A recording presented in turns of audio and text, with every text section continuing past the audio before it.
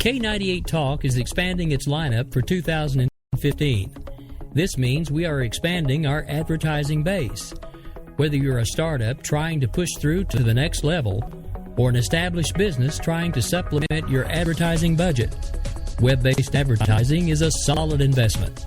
Thanks to Talk's newest partnership with TuneIn Radio and instant access to our sister station, K98 FM, we give you worldwide access at a reasonable cost. Interested parties should email us at sales@k98fm.com. In these uncertain economic times, you've got to do whatever you can to save money. One of our biggest expenses can be our cars, especially when unexpected repair bills hit. Not anymore. If you own a vehicle with less than 130,000 miles, is less than 12 years old, has a warranty about to expire, or even no warranty at all, you could stop paying for car repairs. Roadside assistance, towing, and rental coverage are all included. Don't wait for the next repair. Make one free call right now to see if you qualify. If your vehicle is less than 12 years old, has less than 130,000 miles, even if it's out of warranty, paying for car repairs can become a thing of the past. Call us right now and get your car protected before your next repair bill hits. Get protection and no more repair bills. Call 800-696-1030. Again, 800-696-1030. That's 800-696-1030. 800-696-1030.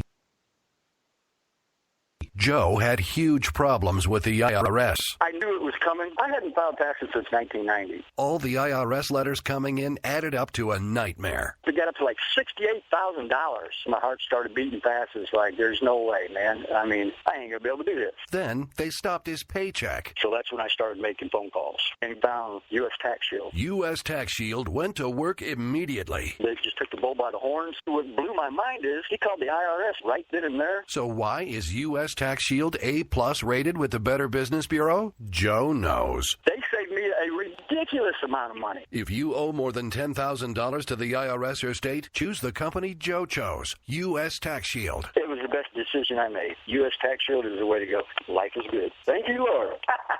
Call 800-471-3287. U.S. Tax Shield. Boo-rah. Yes. 800-471-3287. 800-471-3287. Game on, where progressives fear us and rhinos tremble. Welcome to the political jungle. I'm JD. This is Stacey. No one is safe. No one is spared. Lock up the children. And the old folk. Welcome to the world of liberservative conservatarians.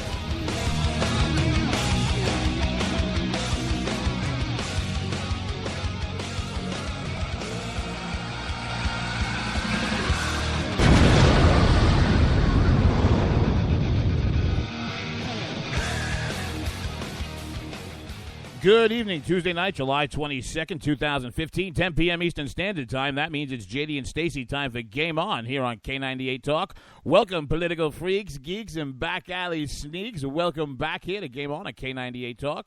Tonight we're going to be bringing you a very special State of the Race 2016 edition. Don't worry about it. We're going to have plenty of time left over at the end of the show to make fun of Lurch. Who's Lurch? John Kerry. That Muppet-looking puppet. Everybody right now, baby, get over to K98Talk.com. Get in that chat room. Say hello to Stacey, everybody in there, who's been nice enough to join us tonight on Game On. And we want to say congratulations to Ricky Ticky Tavi Rick Robinson and that K98 Talk, baby, hitting that 50,000 listens within the last week. Congratulations, Rick. Been a product of a lot of hard work and a lot of hosts and a lot more talented than I am. Remember, you can find Stacey and I every Tuesday night, 10 p.m. Eastern Standard Time here on Game On. Find us live again Thursday nights, 9 p.m. Eastern Standard. Sunday mornings, we shift gears at 11 a.m. That Bloody Marys and Broadsheets, baby, your cure for that mainstream media hangover. And fans of the show, serial killers, thrill seekers, Stacey and I will be at Red State August 6th through 9th down in Atlanta, Georgia. Come by, check us out. We're going to be getting into all sorts of trouble. As always, get over to Spreaker.com, hashtag K98 Talk. Check out what, Stacey? JD and Stacey, JD and Stacey. She almost got it. Next week she's going to get the Stacey. But after you do that, in between our shows, what I want you to do is I want you to check out America Off the Rails last week with Ricky Tikki Tavi, Rick Robinson. Great interview with former Governor of New Hampshire, John Sununu, as well as Rick sitting in for Lou and Jared over at Red Nation Rising. Interviewing J.D. Winterregg, going to replace John Boehner in Ohio's 8, an election that has what there, darling? National consequences, and if John Boehner doesn't get off his duff and put something forward to defund the monstrosity that is Planned Parenthood, we've got to take him out. Oh, my God. Boehner and everybody in his office, nothing but. What a day, I'm telling you. Vaginas! I woke up this morning, got ready for my day, dropped the kid off at an activity, came back, looked at the new video from Planned Parenthood, had to go shower again. I mean, ugh. You know, I had to shower, and here, this is where I'm going to get myself in trouble, because we're not really going into the Planned Parenthood thing here tonight, but I saw the second video. You know why I needed to shower? She said less crunchy. No, is this the bald blonde broad, the one who looks like the crypt keeper with glasses? Oh, my God. You know what? I sat there, and I'm watching this, right? And I said to myself, self, because I refer to myself in the third person as self. It's a very long story. It involves peanut butter, oil. That was just for you. Midgets. Thank you. And I said Speaker's self. not here. He missed it. I said self. I said, how do these people, and then all of a sudden I looked at that woman. Stacey, there are test tubes that wouldn't procreate with that woman. When she said less crunchy and continued on about how she wanted to be able to afford a Lamborghini, I was done. Yeah, because in my 40 years spinning around this nice blue marble, that's what I see driving around in Lamborghinis. Yeah. Oh, man. Look, the whole thing with Planned Parenthood makes me just want to do a big giant boom. It is absolutely sickening. But that's not what we're here to talk about tonight. Tonight we're here to give the folks...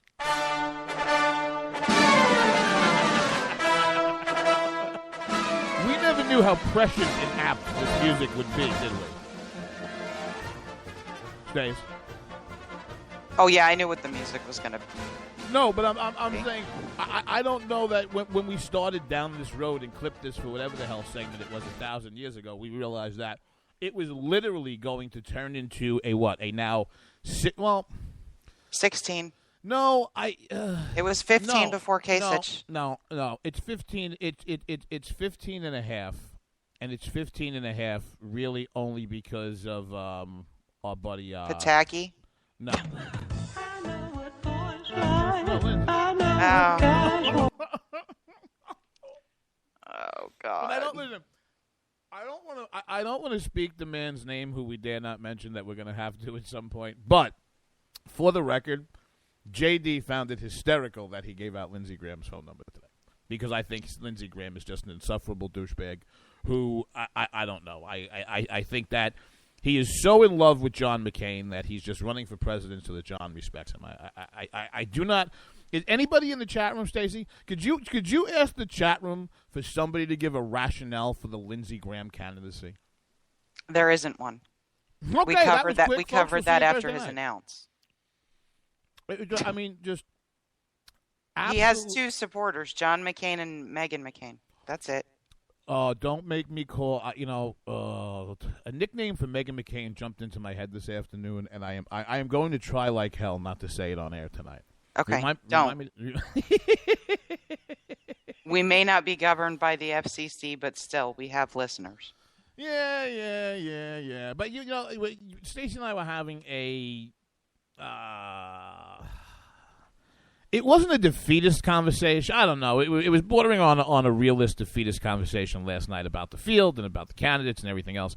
And I think that it is more than fair to say that there are just way too goddamn many people running. There just are. Oh, yeah. And I mean, in my mind, the thing that scares me the most with the current field is that it is almost the perfect storm to create a Perot effect. And we'll get to that, but it's not even that. It's that we tend as conservatives or people on the right, we tell ourselves we have the right message, we have the right idea, we just need to find the right messenger. And politics in this country for a long time used to be that, people would go into the private sector, they would achieve great things, and they would come and they would give back literally as a public service.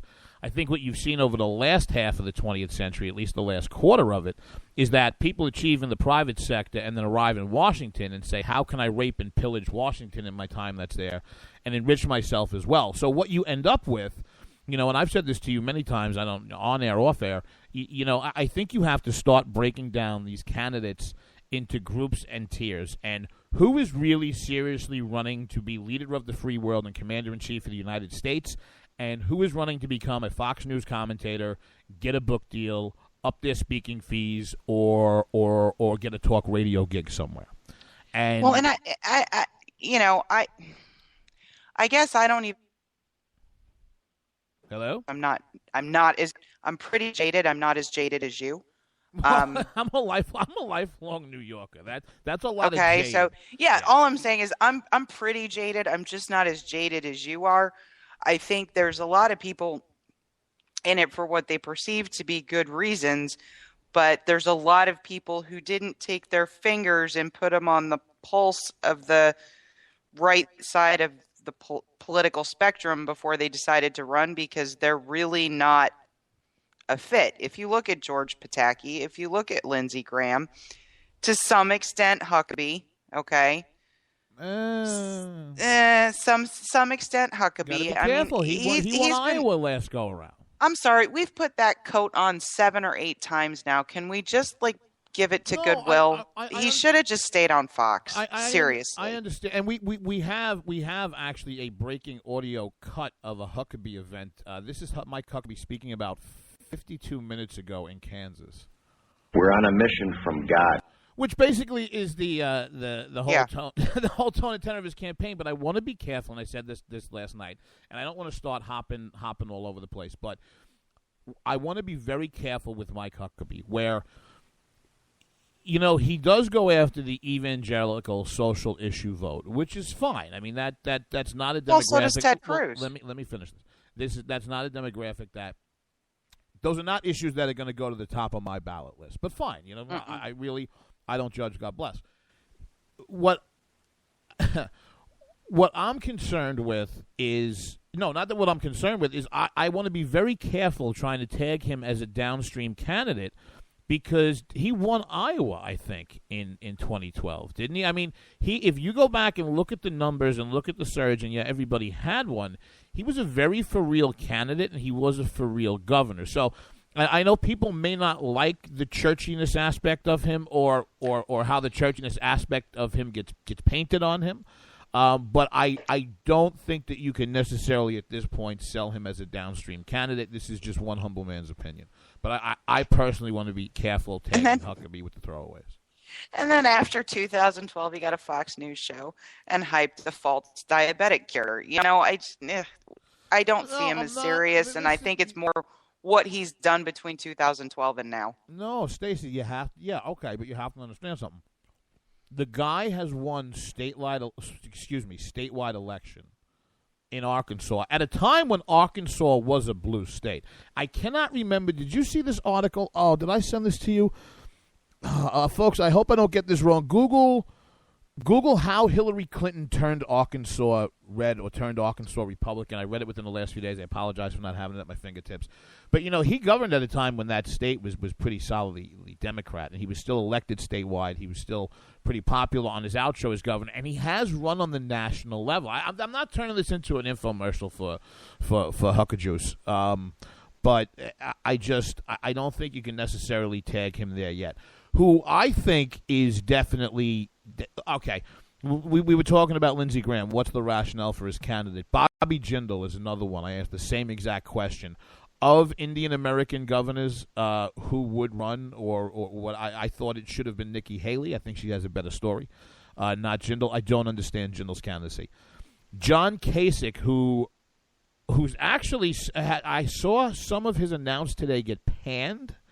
Mm-hmm. I thought had a very good, to the point that I had actually mentioned to you, I thought it was a very good announced, but he's another one. I don't understand the rationale for his candidacy, because it becomes the Midwestern governor story becomes him or Scott Walker, and I just don't think there's a comparison there.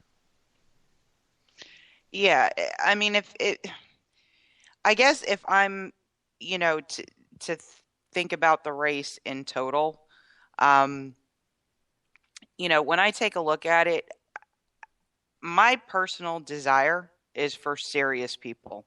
If I think about the office of the President of the United States, that is a serious responsibility, and I would like people to be serious about it. And it just seems to me, I'm not sure what in the world is the attraction to becoming a GOP primary candidate in 2016.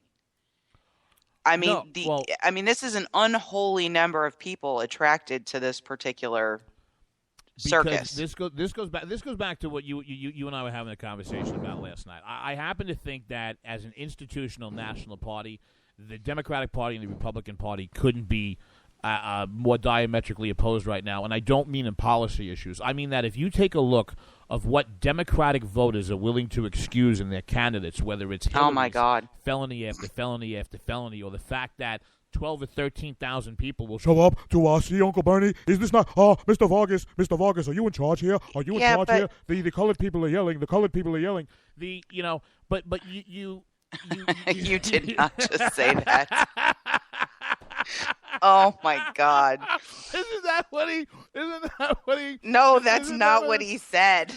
Wait a second. We have the. Don't start rumors. Hold on a second. We have the audio. Oh, here. This is what he said with the Black Lives Matter people start. I'm sorry.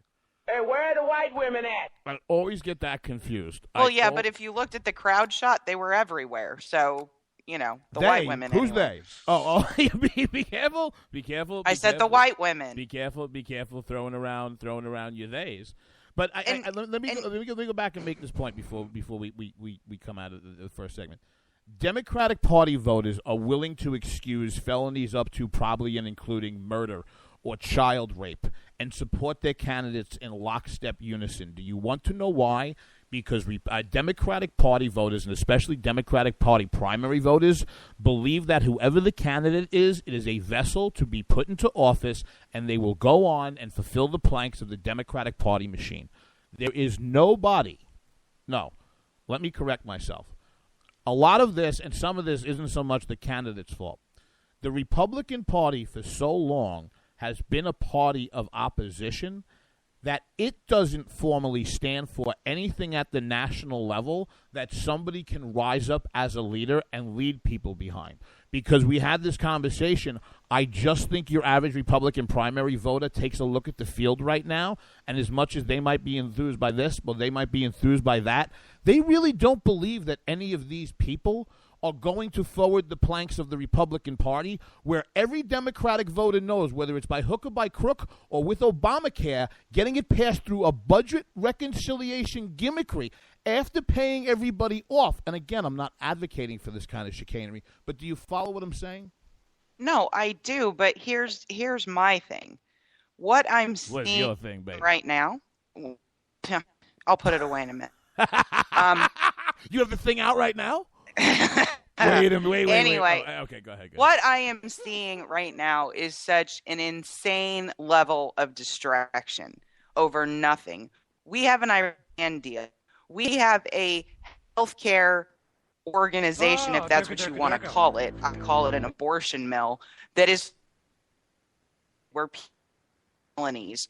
We have a highway bill going through that Congress wants to attach XIM to, okay? And what are we hearing about? Donald Trump giving out Lindsey Graham's phone number, which, if it had happened to any other candidate, it wouldn't have been okay with me. So even though I don't like Lindsey Graham, it's still not okay with me that he did it to him. I think it's great. But anyway, I mean, just that aside, okay?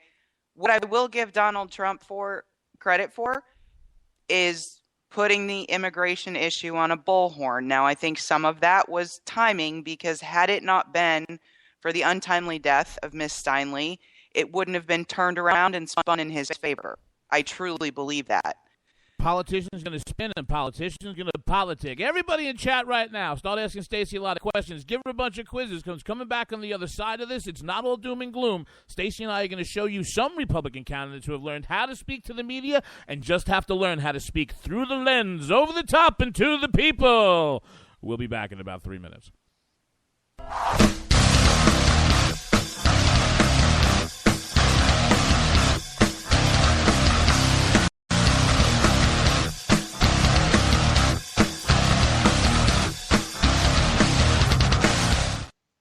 If you like your health care plan, you'll be able to keep your health care plan. This is the most transparent administration in history. Not even a smidgen of corruption. Fact is, we had 4 dead Americans. What difference at this point does it make? If you got a business, you didn't build that. The feeling most people get when they hear a Barack Obama speech, I felt this thrill going up my leg. I don't have that too often. Steady. It's time to hear the truth about America's biggest challenges. Ricky Robinson, host of America Off the Rails, will tackle the important issues facing America today as he tries to keep America from coming off the track. Get ready to hear the truth every Monday through Friday starting at 7 p.m. Eastern, 6 Central, here on K98Talk.com and the Spark Radio Network. Welcome to the face. Welcome to the face of the new democracy.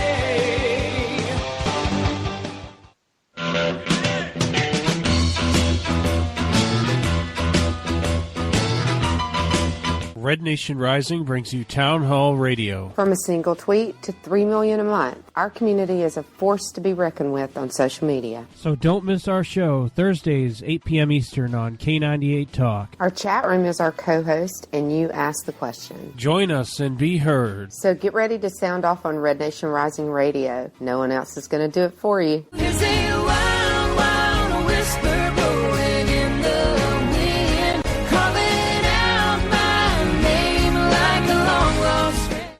Are you conservative in a world of liberal? Yep. Mm-hmm. Well, you're not alone. Hey, I'm Daniel Stafford, host of the Stafford Voice, and I'd like to invite you to tune in each Monday, 10 p.m. Eastern, where I'll break down the events of the week, and together we'll learn about how they affect you. So, sit back and get ready for the good, the bad, and the ugly of talk radio right here on K98 Talk.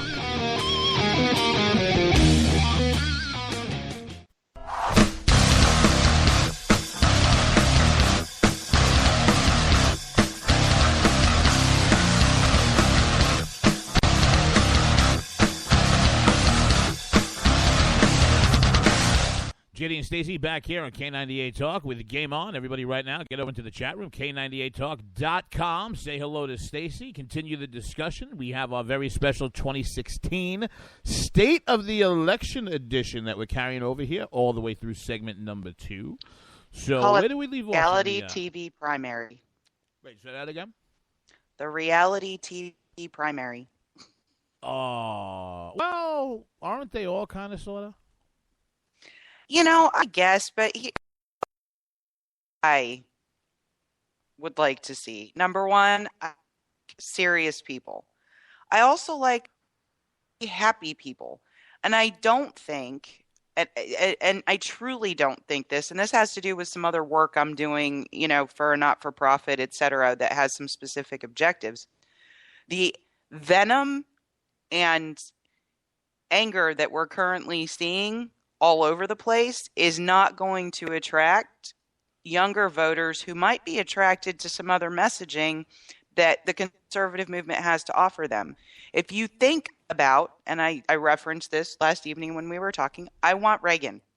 Reagan was a happy warrior. He systematically and with humor dismantled the left every chance he got. You never saw him spit and sputter. And almost without fail, if he was giving a speech, even about a serious topic, he might wear a serious face, but at least once you saw a smile. And something positive to say about the country, about the American people, right, about something. But I hear what you're saying. And I think that if this were a a political grad school conversation had in a vacuum, I think that you're right. Hell, I actually agree with you. But Alexander Hamilton was shot to death by Aaron Burr in a duel. We had congressmen that were beaten to the point of brain damage on the floor of the U.S. House of Representatives. What the hell was his name? When Max Cleland was running, 10, 15 years ago, the quadruple amputee war vet, even though he was a Dem, there were vicious rumors put out about him. Everything that gets dropped, the midnight surprise. Politics in this country has not changed from our inception. And it goes back to my mind, and I'm a very simple person. I agree with Stacey on the point of substance, but here is what we lack. You cannot sell steak without sizzle. Let me say it again. You can't sell good steak without sizzle. Okay, because, hold listening on a second, audience. Because very good steak is just a cold piece of meat sitting there to be admired. Okay, does anybody think that a fair and flat tax of 14.5% across the board has some sizzle? I think it's awesome. Yeah, but you're not the average, Stacey. You're not the average American voter. You're not talking about people that get off on reading this stuff. You're not talking about people that. You didn't have to read it. Rand Paul put out an awesome video today. Listen, I saw the video, but this isn't a campaign. Listen, the point that I'm trying to make here about the American voter is that every one of these top-tier candidates have the substance that can be sold nationally. What they do not have is either the charisma or the ability to sell themselves and their policies and their candidacies. This goes back to an analogy I made about The Sopranos. All Sopranos fans out there, if you remember the old man Jr., who was played by, I forget his name, big Italian guy with lots of vowels. And he had Richie Aprile. He was trying to have Whack-Out Tony, and long story short, they were like, oh, you're going to have him do it? And he looked at him and he said, no, because he's a loser. He couldn't sell it. Okay. These people have to be able to sell their candidacies. Ronald Reagan wasn't Ronald Reagan until after he was out of office. I agree with you about the happy warrior aspect of it, but you have to be able to sell yourself. You just do. Okay. So let's sell ourselves dismantling the progressive left rather than each other. For, the fact that time has been occupied discussing John McCain, who has a very viable primary candidate who nobody on the right-hand side of the House can stand. He's like a non-issue. Why even bring him up? Why? Because he called people crazy? If you're feelings hurt over that? Do I want your finger on a red button? No. Oh, wait a second. You were saying last night that if somebody pushes... I'm going to tell you something. I'll tell you something right now. If I was somewhere and somebody referred to as our audience listeners as crazies, I would push back. And I would do it viscerally and vehemently. I just would. I mean, maybe, you know what? Maybe the rest of the country doesn't understand New York. Maybe they don't. That's what happens here. That for everything that's wrong with this state, that's what's happened here.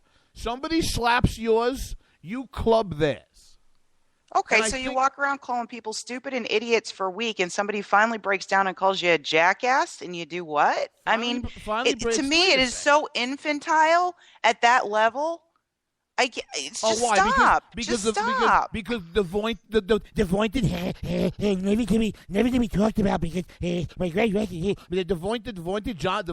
vaunted John McCain is never deigned to be talked about. He is one of the most acerbic, vile politicians out there. He's Harry Reid with better balance on a treadmill.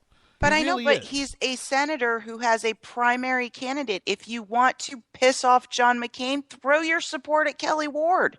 Stacey, we could have a whole show on the problems with the state of Arizona continuing to vote in John McCain. Same with Ohio and John Boehner. He can have all the primary opponents that he wants. But let's not. I mean, look, I think that there are candidates out there that need to learn to drive the news cycle the same way that Donald Trump does. Because up until they do, he will continue to do it on his own. He's Howard Hughes. He's Howard Hughes. He is Scrooge McDuck. He's what the hell? He's the Monopoly guy. What the hell is his name? Johnny C. Moneybags or whatever the hell his name is. I mean, you can't You cannot stop him. Everybody can bitch about him. Everybody can complain about him. You're not going to stop him. You want to know why? He's got 10 billion roadblocks to put in your way, and he just might be that crazy. So you want to know something? Get the rest of the field to a point where they can drive the news cycle, where one of them screaming, look, that commercial by Rand Paul is a great start. Is an absolutely great start. I just posted, and he announced that tax plan today. Nothing. But that's nothing not, in the mainstream media. That is not the fault of the mainstream media. That is the fault of. What's the definition of insanity? What's the definition? The definition of insanity is writing 8 stories between the Washington Post and the New York Times on Donald Trump being a jackass. What's the definition of insanity? It's doing the same thing over and over. But what I'm saying, in a year without this buffoonery, because this is buffoonery. This isn't. Listen, you're throwing a tantrum. You're trying to wish this away. You cannot wish Donald Trump away. You're not going to wake up tomorrow and the God of what is right is going to have come down and made it quiet so the other 15 candidates can debate substance. They can't. Look, I think what people are looking for is somebody that is so strong and is such a fighter. To your point, you want substance, right? You don't want the buffoonery and the jackassery that's been going on stage. Then you want to know what? I'm hoping somebody shushes them during the debate. This will get to the point that these candidates can turn it around and drive the news cycle past them. They have to learn how to do that. Stacey, if they can't get past Donald damn Trump, how are they going to break through the rest of the media and the Democratic machine and the $1 billion plus that is coming at them? If he is such a shy sideshow and he's such a clown and he's such a distraction, if this crowd can't break through that, then they shouldn't be president of the United States. Because basically it's saying try and get your message out above an episode of The Apprentice. And if you can't figure out how to do that in 2015, God help all of us. Well, I think he's occupying. I mean, the attacks aren't confined to other politicians either. What I see, I can't comment on it anymore. But I will tell you, I am impressed with Scott Walker's record. I'm waiting to see what he does. I'm still waiting to hear about him on immigration. I think he's come up in foreign policy, and I don't think there's a candidate in the field who has a more truly conservative record and one of winning when he has the stage. But I like Rick Perry. I really do. I think he's much improved over 2012, but I think 2012 sunk him. I don't know. I don't think. I honestly, including, I don't think anybody saw. I mean, it is so early with the way that the news and the information cycle is nowadays. Nobody is sunk. But I want to get back to the point of what you just said about Scott Walker. You just kind of made my point for me, and I think we both met in the middle at the same exact place. You and I both like Scott Walker. We both think he's got a powerful message, a powerful record, and the guy is a good politician, okay? Mm-hmm. But what did he do? He smarmed and he jerked out of the immigration issue, right? He kind of wiggled and politicianed about it. I am not saying – this goes back to the substance point, but being able to have sizzle with the steak. Mm-hmm. People right now are gravitating towards Donald Trump and towards the bombast and towards the bomb throwing and towards things that are non-substantive because do you want to know why? Let's specifically take the issue of immigration. Forget about what was said and how it was said. There is not another candidate in the race that doesn't so delicately dance around the issue, it turns off your average voter. What is so hard for the rest of the candidates in this race to say that if your first act... No, here's the thing. I am tired of everybody having to kowtow and have to be painted as, no, you don't understand. The illegals that are here, everybody has to embrace the illegals that are here. Why? The first act they made. I can name 4 candidates that aren't saying that. Stacey, no, because the point is this goes back to the fight and the sizzle. They're talking to voters like they're children. They're not giving them anything different. There's not a Republican voter in the audience who is hearing anything different. They're hearing blah, blah, blah, yakety schmackety, get me in office so I can do nothing. So that I can do nothing.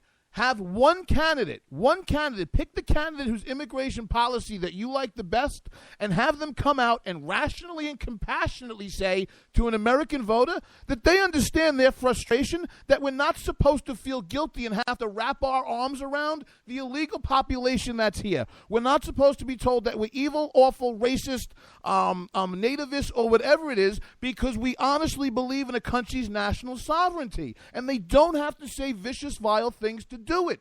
Just one of them. Have the courage to say, breaking our immigration laws is a crime.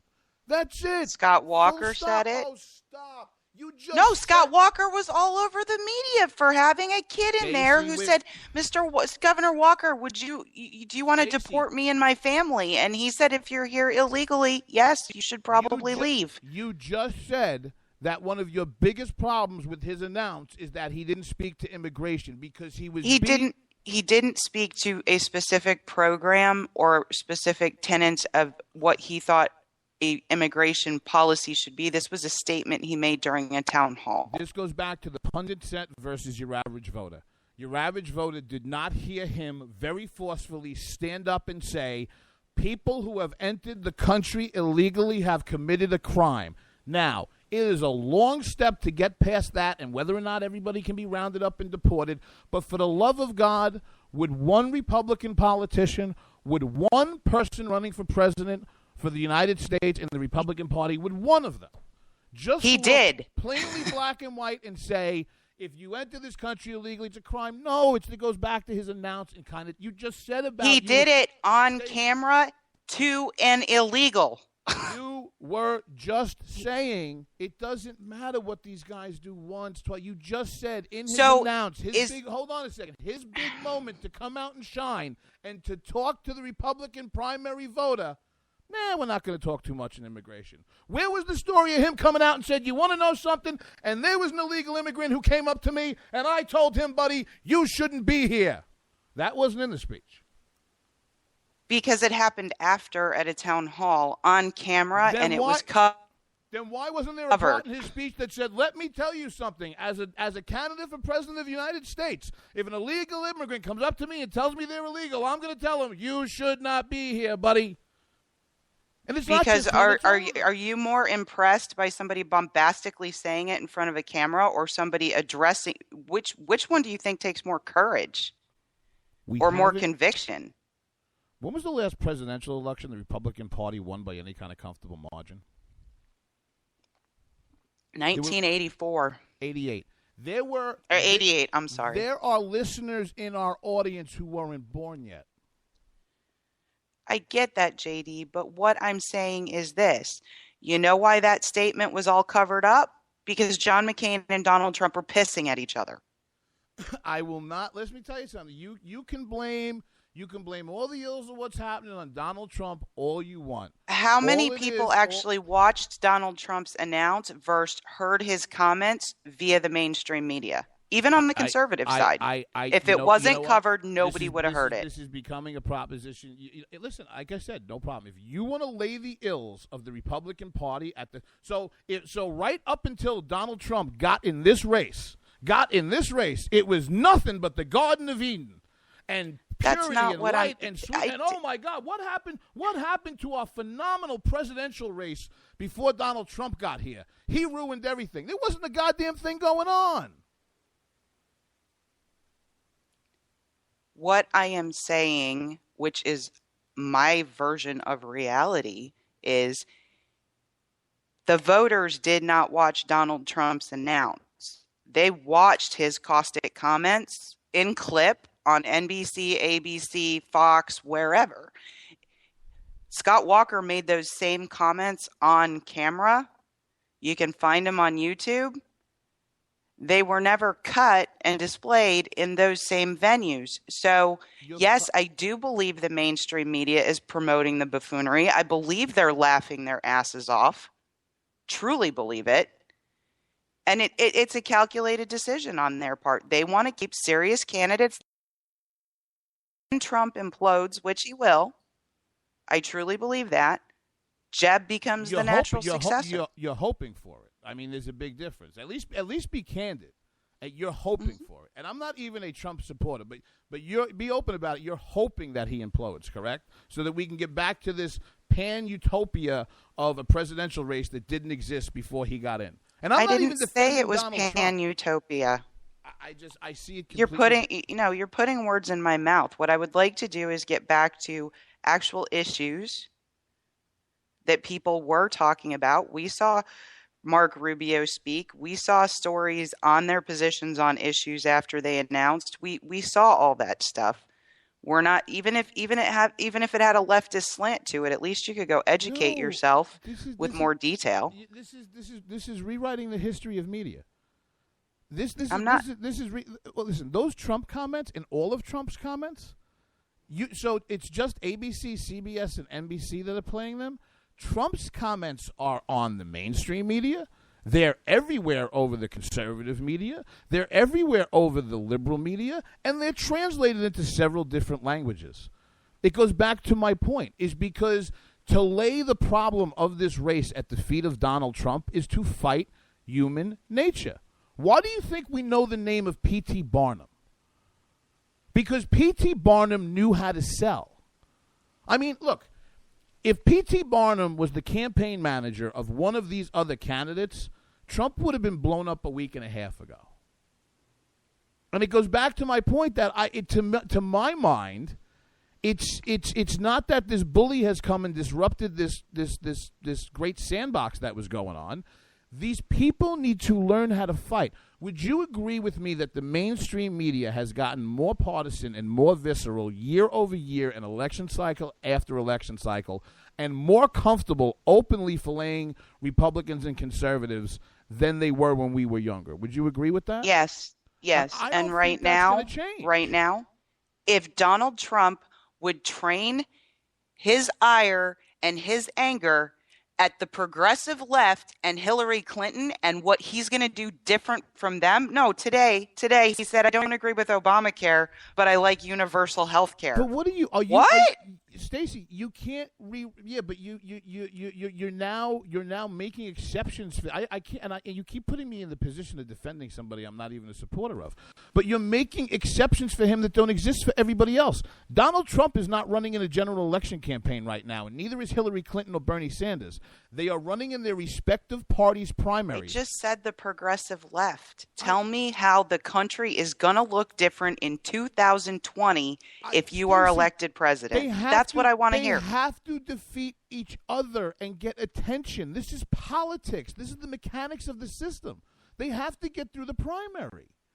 I mean, so it's not do that by telling me how the country is going to look different in 2020 if I vote for you. But all right. So I mean, for a gambling analogy, you would more like to see the race as a blackjack table, where all the candidates are basically working in unison with each other towards a greater common goal, and they're all basically playing against. No, I would like them competing for my vote on their merit, not visceral ire. Because if you'll notice, if you go back to 2012, we sent a general election candidate out who had been beat all to crap by his primary opponents and had no fight left in him. We're going to be exactly in the same place in 2016 if this keeps up. Romney spent the money tearing apart everybody that ran against him until he got the nomination in the general and then didn't give a tenth of the attack against the nominee for the Democratic Party that he gave against Republican primary voters. This is why we lose. That's why 5 million Republican voters stayed home. Because they do not believe and did not believe that Mitt Romney was going to serve the ends that they want to see the Republican Party serve. And maybe it's because the Republican Party doesn't stand for anything anymore. Look, Republicans, me, you, everybody in the audience, everybody in the chat room. Not a Republican.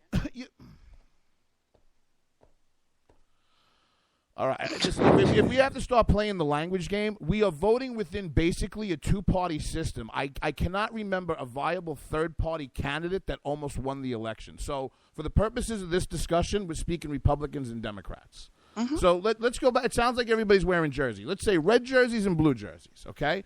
So if you're wearing a red jersey, all right, you do not believe the person that you're electing is going to fulfill the principles or the planks of what your party ostensibly stands for. You want to know why? Because it is the Republican voter and people in the red jerseys now that stand for those tenets and those planks, not the institutional party. And if you go to the other side, which is the other choice, when you pull that election or press your little, fake video vote now on the other side, every one of those voters that walks in there or is bussed in there, or every one of them that votes 9 times, you want to know something?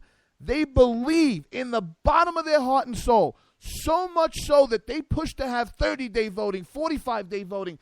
They want all the voting possible because you want to know why?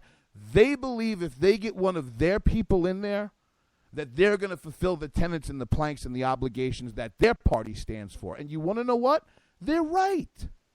Well, JD, if you haven't noticed, our party's kind of divided. And there's good conservative candidates running who do not line up with the GOP establishment. The party's not the party is not divided, okay? The members of the party are divided against it. It's kind of like the Lincoln quote. A house divided against itself cannot stand. But it's actually divided in Congress. But wait, our representatives are divided. They have separate caucuses, for Lord's sake. But wait, with about 9 to 10 minutes left in the show, we do have 4 happy clips to show people that it's not all doom and gloom, correct? Yes, we do. Okay. So Stacey and I, now we did this, why? Because we love our audience, correct, Stacey? Absolutely. Okay, we have put together 4 clips of how we think Republican or red jersey wearing presidential candidates should be answering questions of the press. And to my mind, I think, Stacey, did you agree with me listening to this? I think all 4 of these are examples of flashes of candidates being able to speak through the lens and over the press to the people. Do you agree?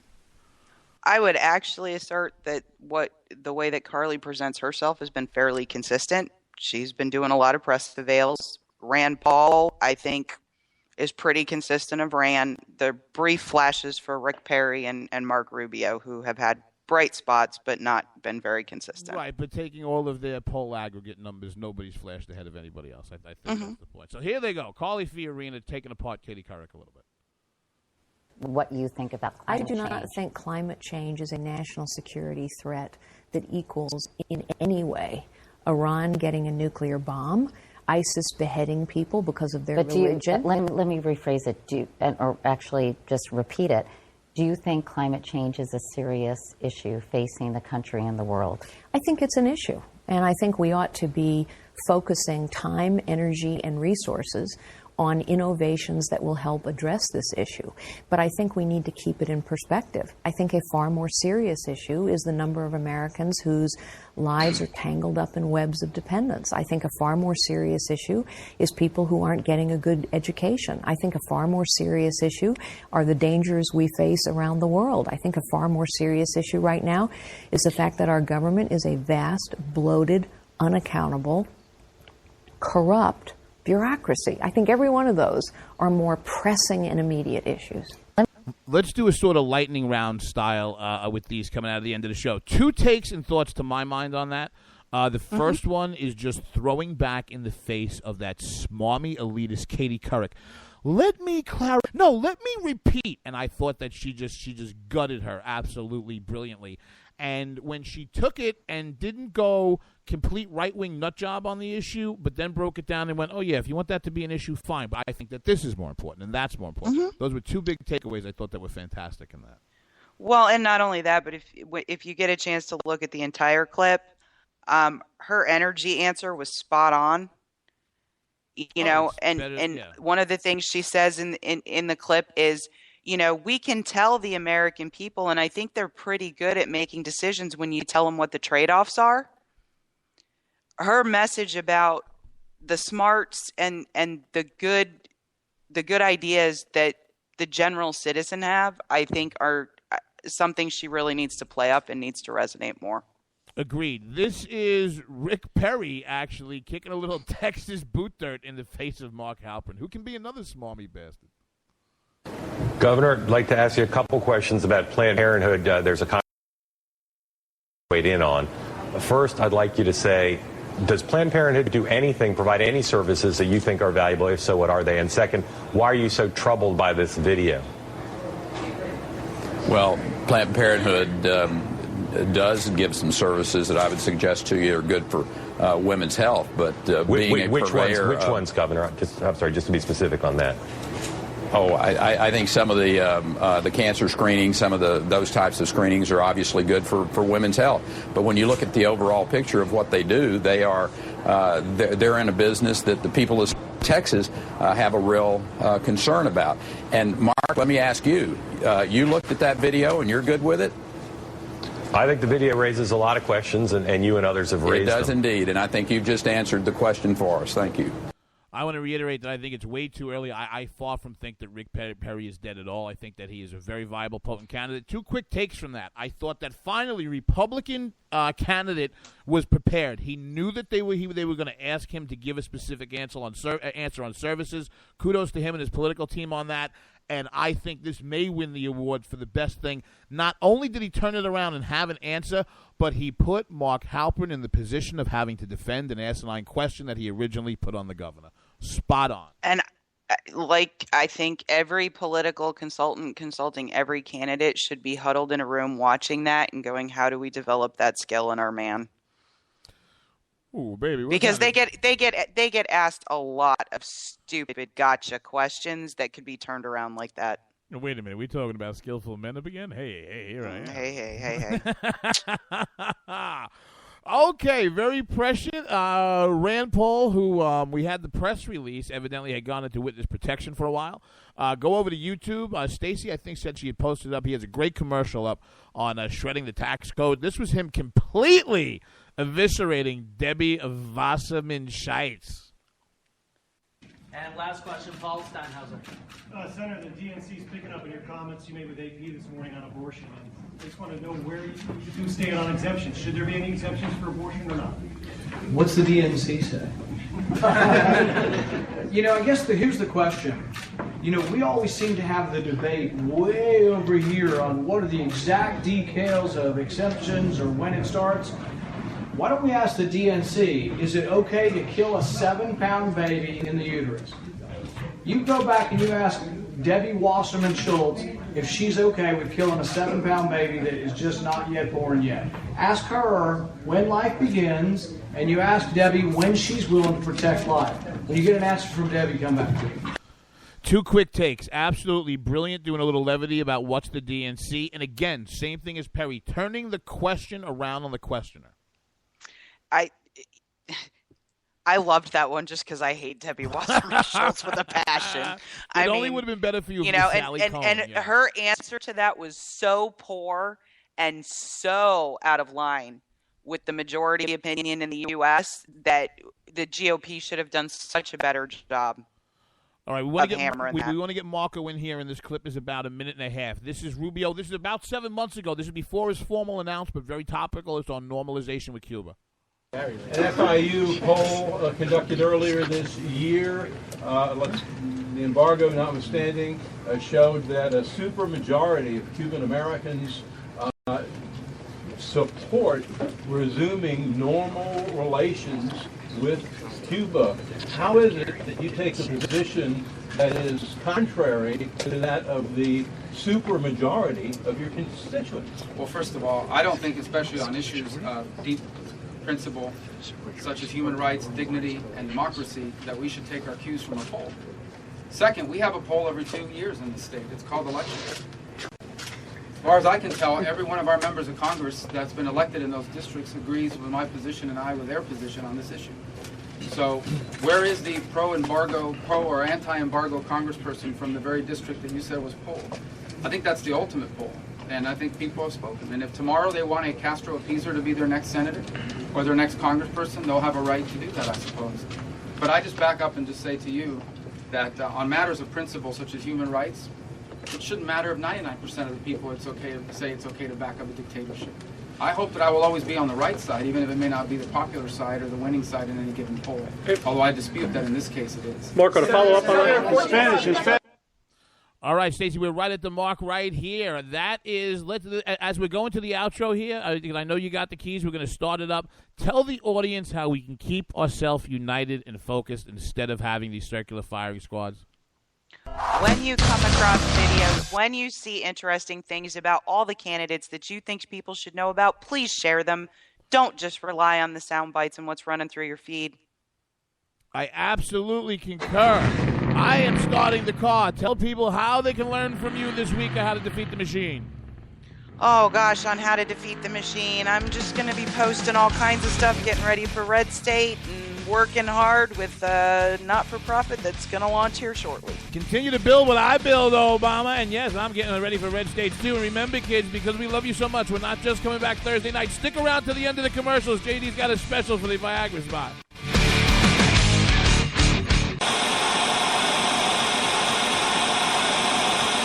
I'm looking for you, you Occupy freaks with your glitter bombs.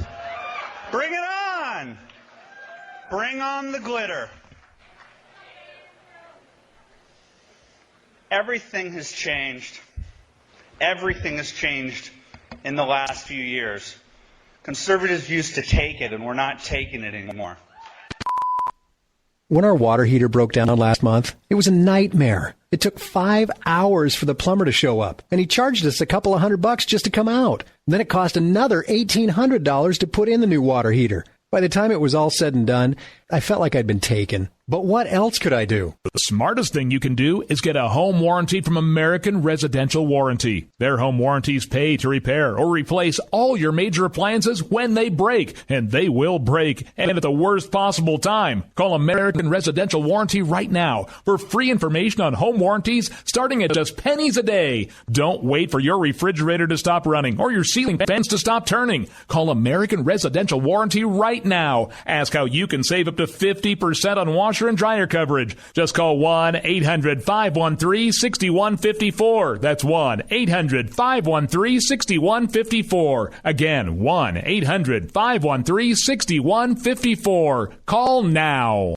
Tired of paying outrageous prices for Viagra? Well, we have great news for you. Now you can finally get Viagra at huge discounts. Healthy Man allows you to save up to $500 on Viagra. Why pay U.S. pharmacy prices of $15 per pill or more when you can get Viagra for less than $3 a pill? Call today and get 40 Viagra pills for only $99. This can cost as much as $600 at your local pharmacy. You can't afford not to call us. If you want Viagra at the lowest prices, never pay $15 a pill pharmacy prices again. Get Viagra for less than $3 a pill. Call 1-800-516-7602 today and save up to $500 and get 40 pills for just $99. Healthy Man is fast, easy, and affordable. Operators are waiting at 1-800-516-7602 to take your call right now. Call 1-800-516-7602. That's 1-800-516-7602. Again, 1-800-516-7602. Giggity, giggity, giggity, giggity, let's have sex.